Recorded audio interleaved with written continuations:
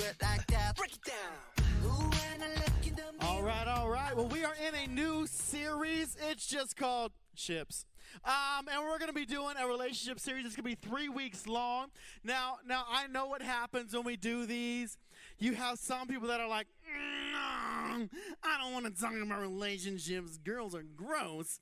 And then you have other people that are like, please talk to me about relationships. I need to know. And so guess what? There's something for everybody here. Today we're talking about why relationships are important. This is going to be dating as well as friendships and why they matter.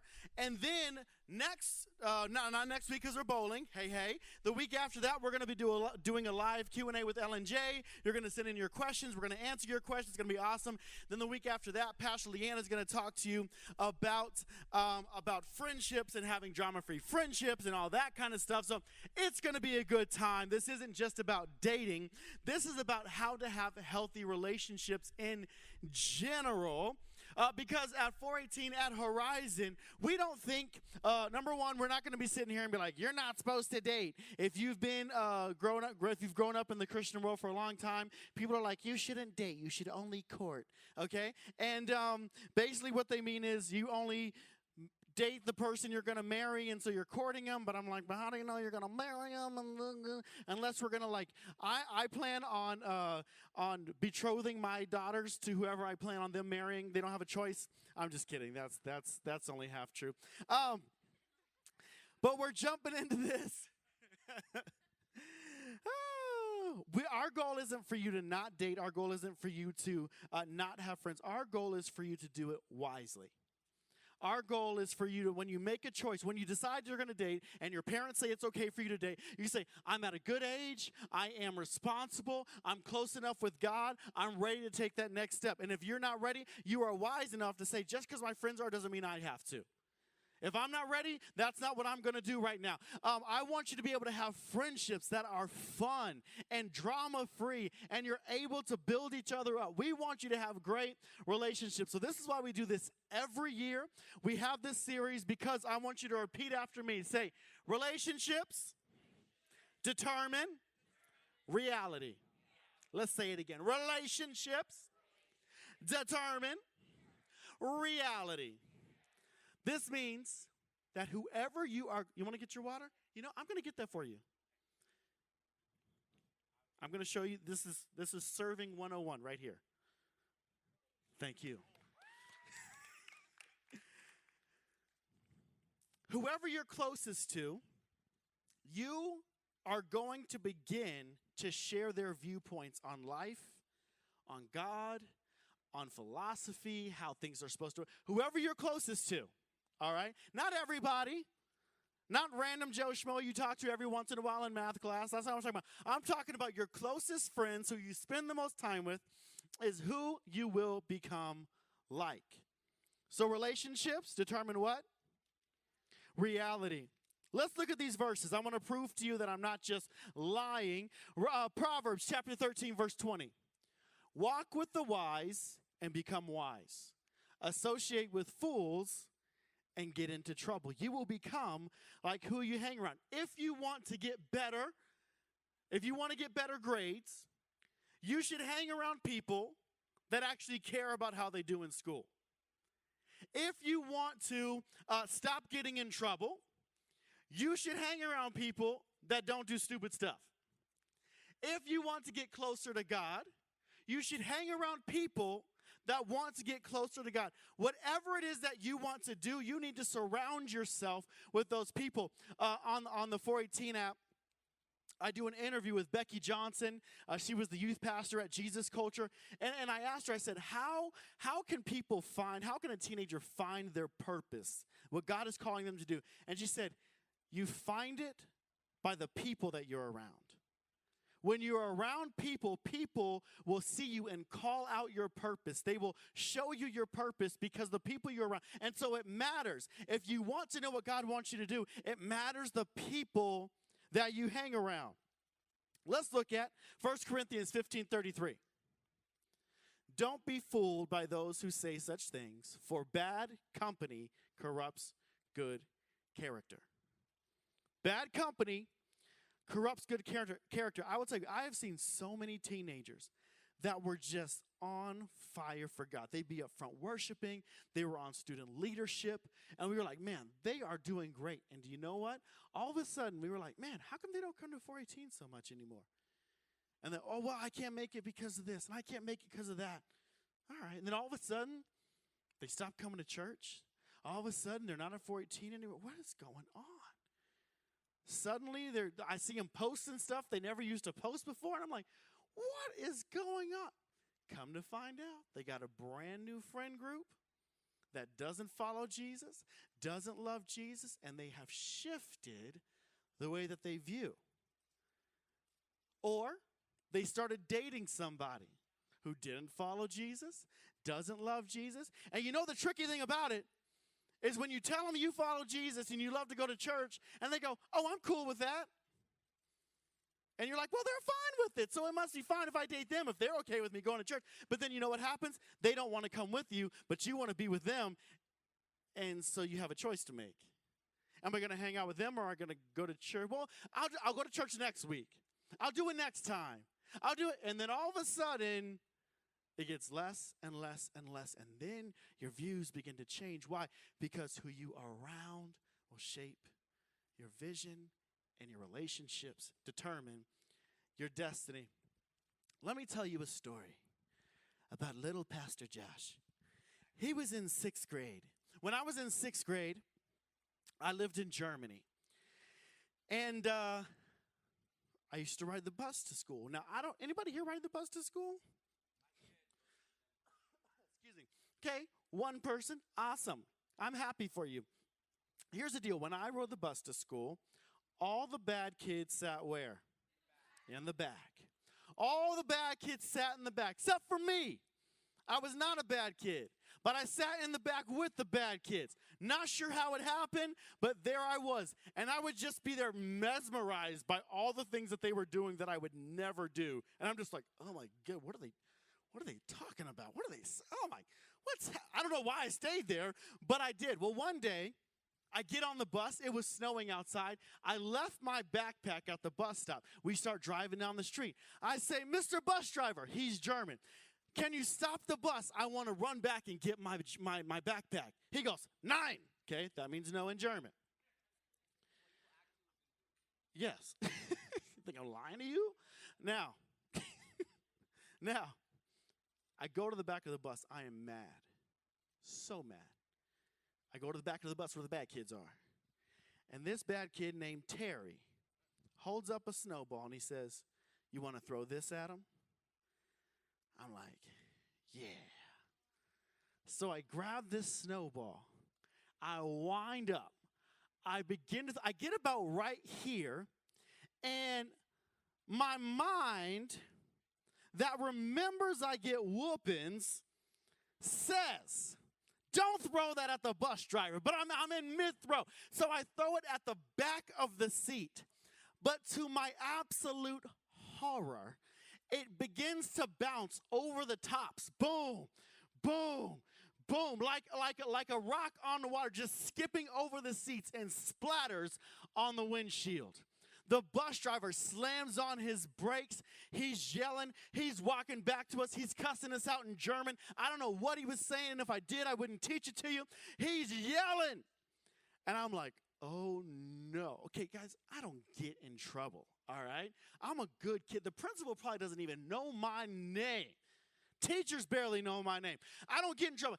I'm shaking on the inside. He's walking. Who threw it? Who threw it? I don't know who you're talking about. Nobody else is ratting me out either. But then he says this. If nobody's going to say it, everybody gets suspended from the bus. Well, now I can't make my friends get suspended from the bus, so I raise my hand. I did it. I'm crying. Lil Josh crying. I go to class. You know what I do? I start telling everybody, you know what I did today? I threw a snowball at the bus driver. They're like, what, Josh, what? I threw a snowball at the bus driver. What, Josh? I'm going to every class telling everybody. All of a sudden, end of the day, Joshua, please come to the principal's office. I get up, I look at everybody. Bam! I walk out the door. No lie. Sobbing all the way to the principal's office. I sit down. The principal looks at me, and I'm sure she's going, there's no way this is the kid that threw a snowball at the bus driver. She calls my mom. She's like, yeah, I think he's sorry. My mom comes and gets me. I get in trouble. I never threw a snowball again, even as an adult. I'm just kidding. I did something that I never would have done because I surrounded myself with people that don't think like me, act like me, and are not doing what I want to do. They are not going in the direction I want to go. And I surrounded myself with the wrong people. I want you to listen to this. I don't do studies in here very often because I know you guys get that enough at school, but I want you to hear this. At Northwestern University, they did a study, and they found out that sitting within 25 feet of a high performer at work improved an employee's performance by 15%. So sitting 25 feet from somebody who works hard, does well, improves your performance by 15%, but sitting within 25 feet of a low performer hurts your performance by 30%. It's a high performer right here. Think about that. Some of y'all need to start figuring out where you're going to sit in class based off of who you know works hard and not who you're going to have the most fun with. Some of y'all need to be going, listen, we'll be friends after class, but I really need to get my grade from a D to a C, so I'm going to sit next to Johnny over here because he actually does his work. 25 feet, stay away, okay? Some of us, I realize some of your classrooms are not that big, and some of your classmates are your brother or sister. I get that. But my point being that whoever is around you will influence what you do. Now, I don't want you to just look at this in terms of friends. Who do you follow on Instagram? Who do you follow on TikTok? Who do you follow on who is the person, who are the people that are speaking into your life that you've allowed to speak into your life, and they're saying this and they're saying that, and all of a sudden they become not just people that you watch, but they become, what do they call them? Influencers. That's right. They're called influencers. Because the more you hear, you have their notifications turned on, so every time they post something new, you know when it's going to happen. You should have it on the 418 Instagram and the 418 TikTok, and if you're not following the 418 TikTok, you should. But that's not the point. The point is, we are allowing them to speak into our lives, and whoever we are closest to and allowing to speak into us will determine what we do, how we live, and how we think. So if it matters who our friends are, what our friends are like. Now, I don't want you to get the wrong idea. I am not saying that every single one of your friends needs to be a Christian. I'm not. Because then who would you show Jesus to? And I'm not saying that you can't know anybody who ever gets in trouble or anything. What I'm saying is your closest friends, the ones you spend the most time with, the ones you allow to influence you, the ones that you hang out with them all the time, those are the people you need to start asking yourself, what are they like? Are they going in the direction that I want to go?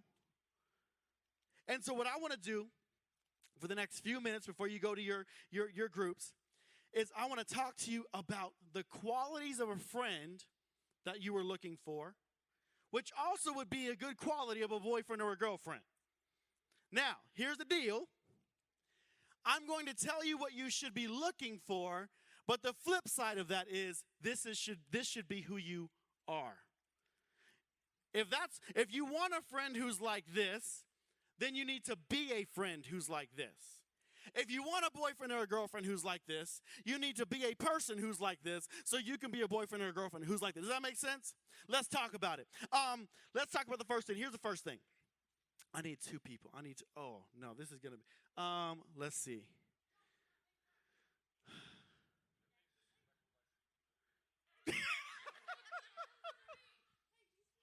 Hold on. All right, no. Let's go, Jackson. Let's go, Jackson. Now, hold on. Come here. This is a contest. All right, this is a contest. I need somebody of about equal. Snap! This is gonna be amazing. Come here. This is gonna be incredible. All right. Come here. Put it around your waist. Okay. We're gonna put this around. Huh? All right. So, this is a contest. Now, this is a contest. Now, on this side of the room, there are 5 cones, orange cones on chairs. On that side of the room, there are 5 orange cones on chairs. You are going to have 20 seconds to get as many cones as you can. You'll see them when you go to the side of the room. You got 20 seconds. You got it up there, Ben? On your mark.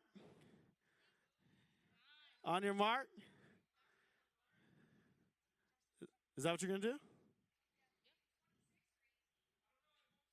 Well, we'll give them 26 seconds. You just need to get the most. That's all I'm saying. Ready, set, go.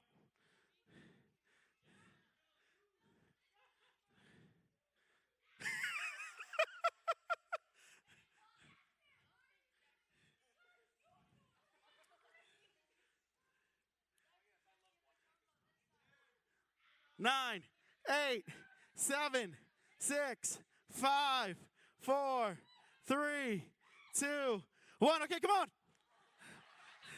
come on. Let's see. No, come on. All right. I need 2 more people. 2 more people, quick. All right, let's go. Maddie. Sarah, come on. Maddie, Sarah, come on. All right, put those back real quick. How many did you guys get? You got 5? How many you got over there, babe? 4? All right, is there 5 over there and 5 over here?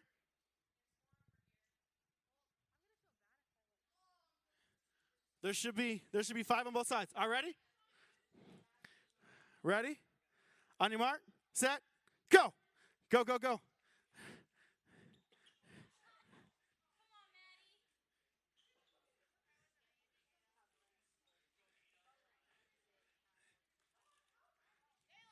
Did they have 26 seconds too? Oh, you got to get them both the same amount.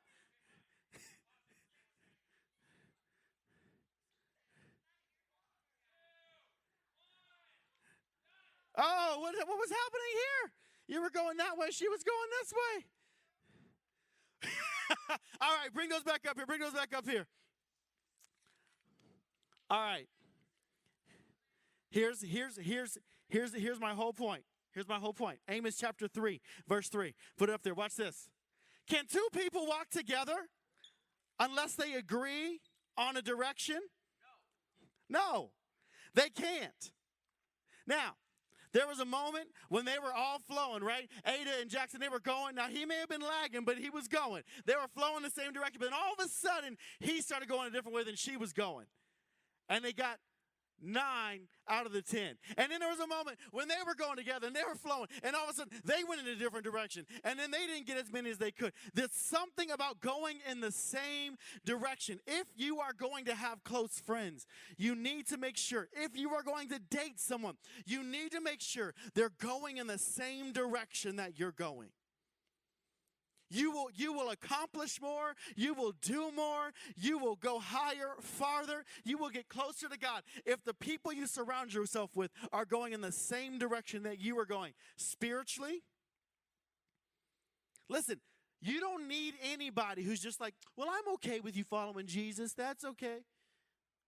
They're not going in the same direction you're going. So you're either going to drag them the whole way, which is going to slow you down, or you're going to get tired and you're going to stop. You need somebody that wants to go in the same direction as you and life and success.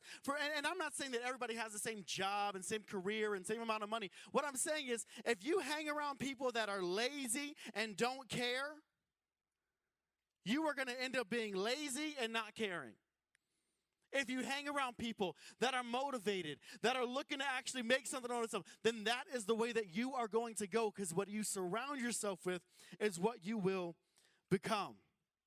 You need to find your closest friends. You need to date people who are going the same direction that you're going. Here's the next one, 1 Thessalonians 5:11. So encourage each other and build each other up, just as you are already doing. What do you think this one is? Be around people who are what? Encouraging. Be around people that are encouraging. You don't need somebody who's sarcastic all the time and putting you down all the time and always telling you that, and you can't tell them, you know what, I really have a dream or a vision to do this. I'm like, okay, like that'll ever happen. Oh, good luck, yeah. Oh, or how about this? Man, I got an A on my test. Well, good for you. Glad you got one. I got a B. Oh, you're always studying. You just want to achieve. Ooh, high achiever. They can't just celebrate you. They can't just encourage you. They can't just know. We need to be around people that are encouraging us. But guess what? You need to be somebody who is encouraging others. I can't imagine Jesus walking around and some blind guy walks up to him. He's like, Jesus, I want to see. He's like, good luck. Dream big, bruh. Bet you didn't see that coming, right? Like Jesus is like, hey, that guy's destined for me. Tell him to come here. This person, I'm going to heal this person. This person has faith. This person believes. I'm going to move on this person. Jesus is an encourager. He's building us up. The Holy Spirit, his job is to encourage us. Be around people who will encourage. You know who's great at this? Pastor Ben. Pastor Ben is one of the best encouragers and celebrators there are. When I told him struggles I was going through in my life, he would be bummed out with me. When I told him where I was succeeding in my life, he would celebrate. He cheers. This is so exciting. He's not like, oh, man, you're lucky. Wish that was my life. Man, you just got the best life ever. I never have anything good happen to me. No, he is going to celebrate. And you know what happens when you can celebrate others? God can trust you with a blessing. When you get bitter because of someone else's blessing, God can't trust you with a blessing. We need to be people who can celebrate. And sometimes it can get tiring. Because there could be some people that just seem like they get blessed and blessed and blessed. And you're like, Lord, where's mine? How come they have all this good stuff happen to them all the time and not me? God, how come they seem like they feel you all the time at 418 and they're counting, they're crying, and they seem like they get stuff out of your word all the time. They seem like, Pastor Josh and Pastor Lee, they're always talking about them and doing it. How come them? And God goes, no. You build them up. You encourage them. You bless them. Because when God knows he can trust you to celebrate someone else, then God can begin to give you blessings. And other people will celebrate you. Be an encourager. Find people that will encourage you. Here's the next one. Proverbs 27, verse 6. Wounds from a sincere friend are better than many kisses from an enemy. Here's what you're like, what is happening? Why are they kissing me a lot? Why is my enemy kissing me? I don't understand. You're like in football, they're like, come here. You know what I mean? It's like, what's happening? Okay? Here's what this is talking about. Here's what this is talking about. I would rather have a friend be honest with me and it hurt than have someone who doesn't actually have my best interest at heart tell me lies about where I'm at. Oh yeah, you're doing great, man. You're awesome. You're fantastic at sports, but you're not. You know what I mean? Hey, yeah, you should definitely be on it. You should definitely do, but you're not. Oh yeah, you're jealous of somebody and you're gossiping. And then you're like, man, I really feel bad because I've been gossiping about this person. Don't worry about it. It's fine. The kisses of an enemy. But a friend is honest, and you go, man, I feel really guilty. I was gossiping about this person, or I was talking about this person behind their back. I feel really guilty. And they're like, yeah, just tell God you're sorry, and let's move on. That's not okay. You need to have friends that will tell you when you're messing up. Friends that will tell you when you're messing up with love. Not self-righteously, not like I'm better than you, not like you mess up all the time, but a friend that will be like, hey, this isn't right. And you need to be willing to take correction from people who do that. You need to be willing to see, we are a family. That's what Sister Sledge said. You don't know who that is, but she said, we are family. I got all my sisters with me. But you're like, oh, that song, right? We are a family. And our job is to build each other up. And sometimes that building requires us saying and being honest and going, listen, this is something I see going on in your life, and you might want to look at that. This is something, an area of your life. I notice that you get jealous a lot, or I notice that you, whatever. We need to have people around us. We need to be willing to take correction, and we need to be willing to do it lovingly. So, we need friends who are honest. We need friends who are encouraging. We need friends that are going the same direction that we are going. Here's the next one. Ephesians, it says, get rid of all bitterness, rage, anger, harsh words, and slander, as well as all types of evil behavior. Ready?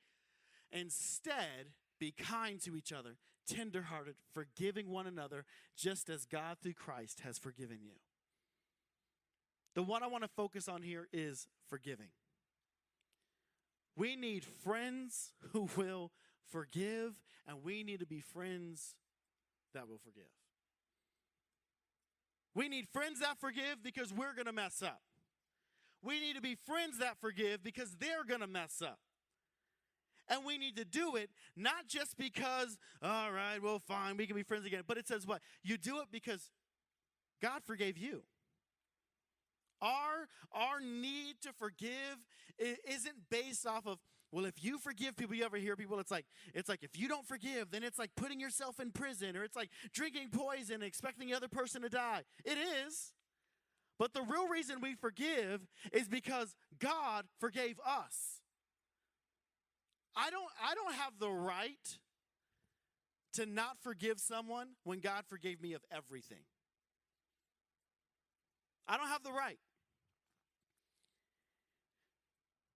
If you are going to have a friendship, if you are going to have good dating relationships, if you are going to get married and have a marriage that lasts and is successful, you're going to have to remember something.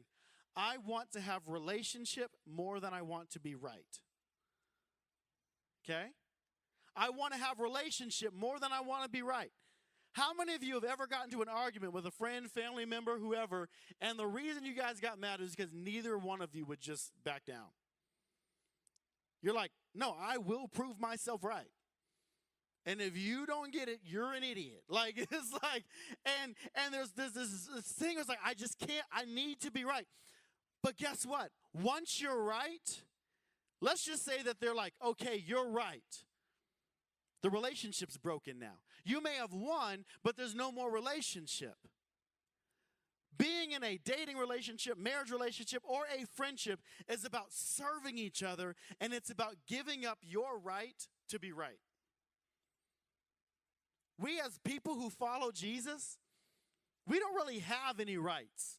Our rights are what God says they are. And we have a right to forgive people.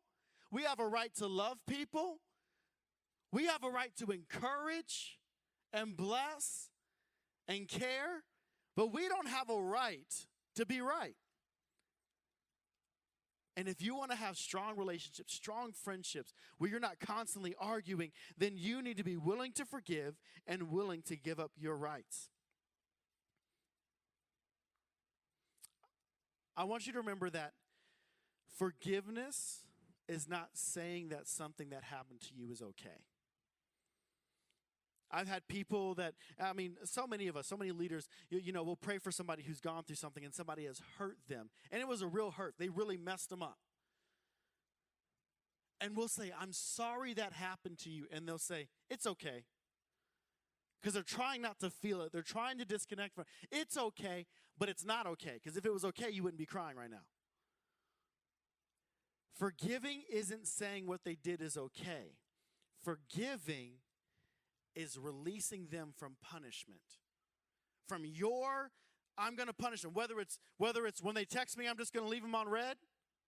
Whether it's I'm never talking to them again next time I see them. Whether it is gossiping about them behind their back. Whether it's making ambiguous posts about somebody that everybody should know who you're talking about, but nobody actually knows who you're talking about, so they're wondering what you're talking about. Whatever it is, whatever way you feel you need to punish them because of what they did, you go, I'm going to let them off the hook.